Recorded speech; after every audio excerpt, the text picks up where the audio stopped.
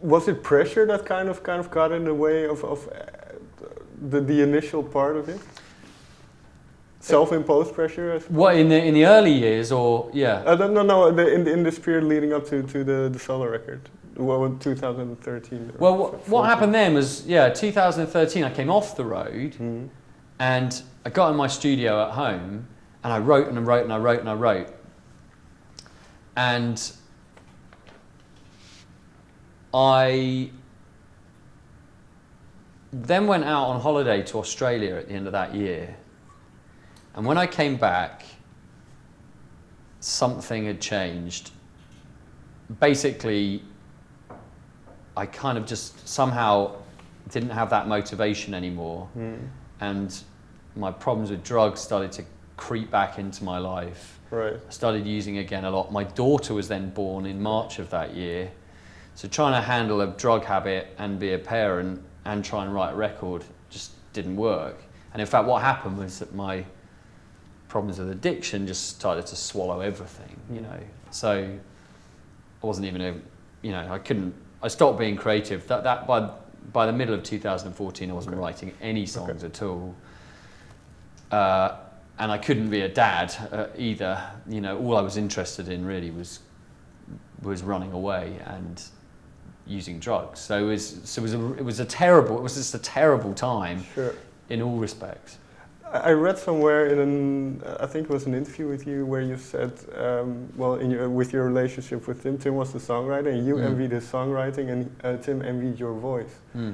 Did you feel like you had something to prove to the rest of the band with your record?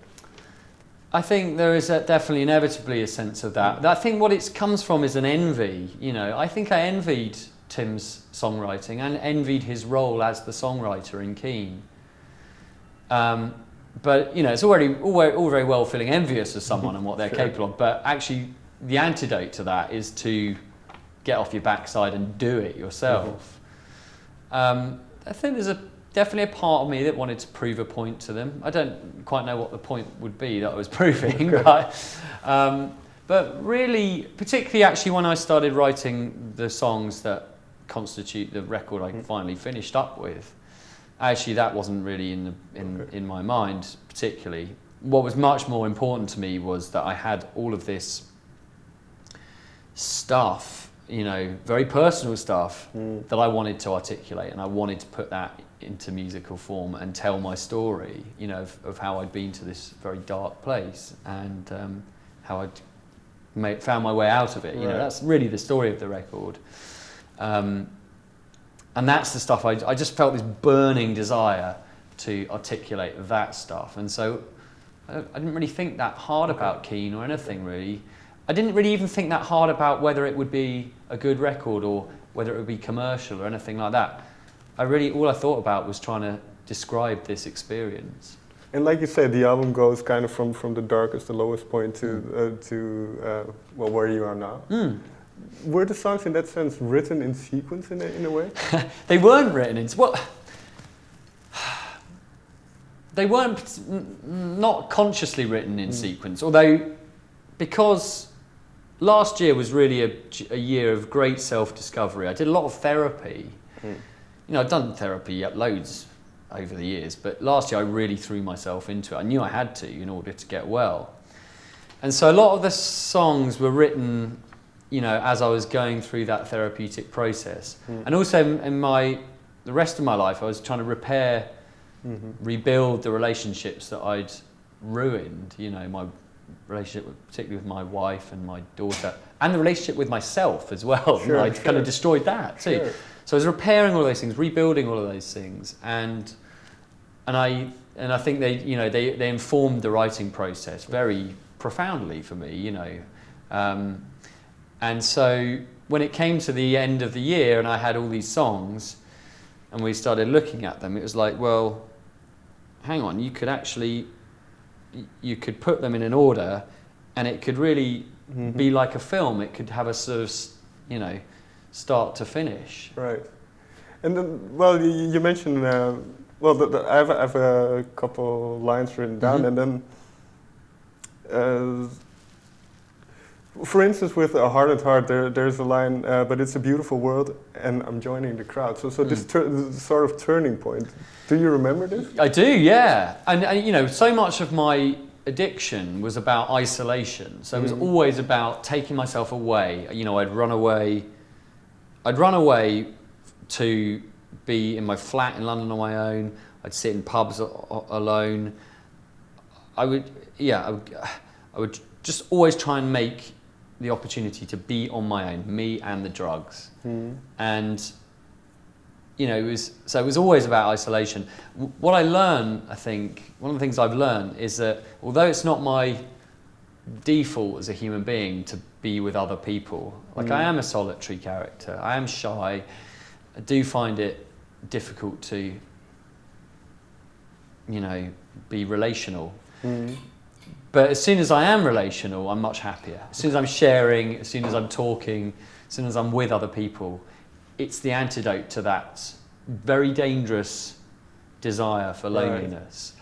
So yeah, that's describing that moment in this song. It's about when I'm out in the crowd, when I'm with people, things are better.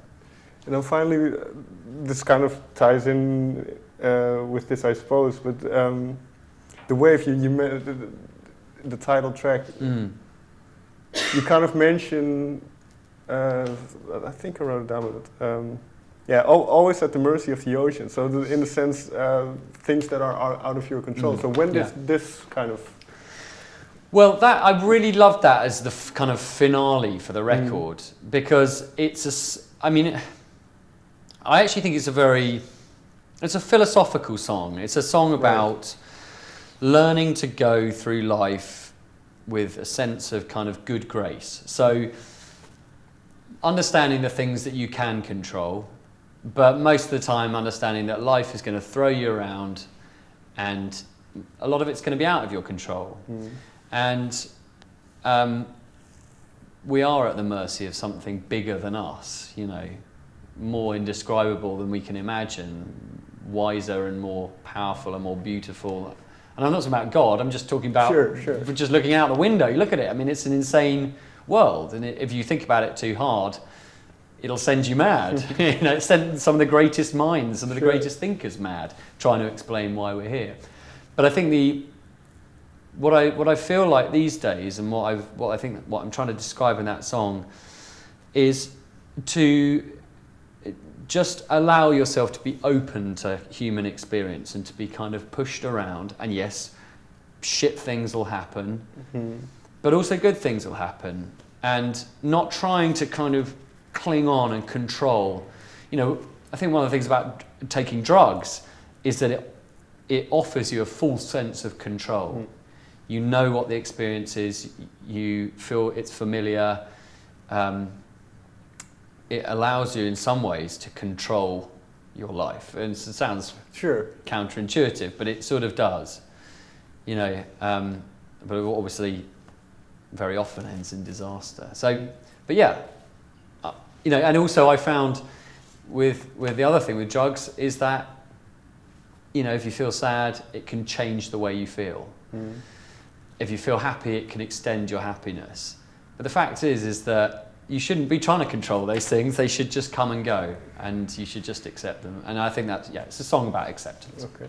Finally then, very last question, because I think my time's up. Well, you mentioned writing this during a lot of therapy. So did it have a cathartic effect, this creative process? Did it help with your mind? And then you mentioned self-consciousness earlier. Did it help? I don't know whether it helped. I think the therapy was the important bit. You know, that developing that relationship to myself in that very safe environment, the therapeutic environment, was really important for me. Feeling there was another human being who I could completely trust with my story and my deep, dark secrets. The writing of the record was kind of like an extension of that process. So it wasn't that it wasn't doing the major legwork. But it was very, actually I think the therapy and all of that stuff was really helped to inform the writing. I mean, I do feel like a lot of the songs, you're kind of like a fly on the wall in those sessions, or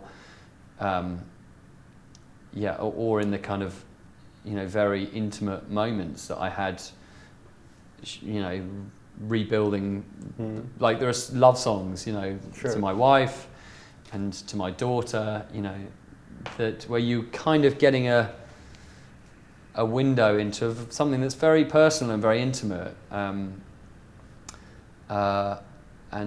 yeah, but I think it was always an extension of that process as opposed to it being truly cathartic. Okay. Thank you very much for your time. Thank you. Thanks.